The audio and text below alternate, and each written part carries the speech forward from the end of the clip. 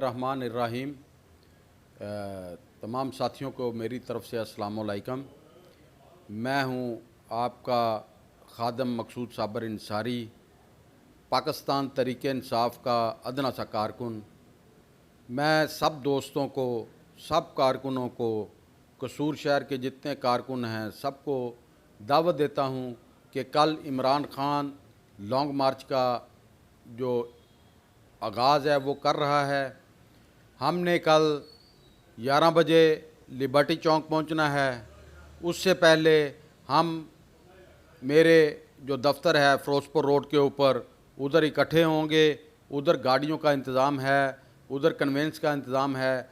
सब साथी इकट्ठे मिलके चलें और इकट्ठे मिलके हम लिबर्टी चौक जाएंगे। उधर से इमरान खान की क़ियादत में जो लॉन्ग मार्च का आगाज़ है वो किया जाएगा। हम उनके साथ चलेंगे।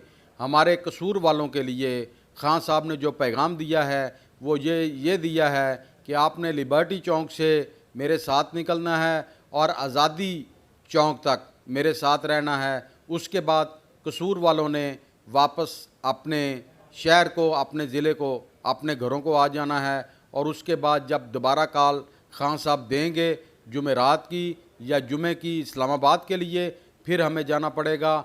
और इसके लिए मैं तमाम दोस्तों से भरपूर अपील करता हूँ कि आज़ादी मार्च के लिए, हकीकी आज़ादी के लिए, हम अपनी नस्लों की आज़ादी के लिए, पाकिस्तान के फ्यूचर के लिए इमरान खान का साथ दें और इमरान खान के साथ चलें।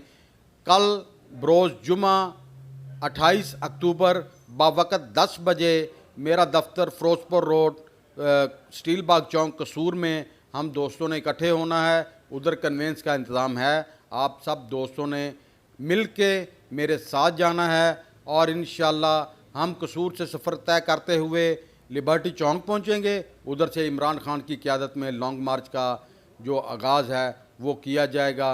मैं फिर दोबारा तमाम दोस्तों को, तमाम कारकुनों को, तमाम लोगों को जो इस मुल्क के खैर ख्वाह हैं उनको अपील करता हूँ कि कल सुबह 10 बजे मेरे दफ्तर स्टील बाग चौक से काफ़िला रवाना होगा।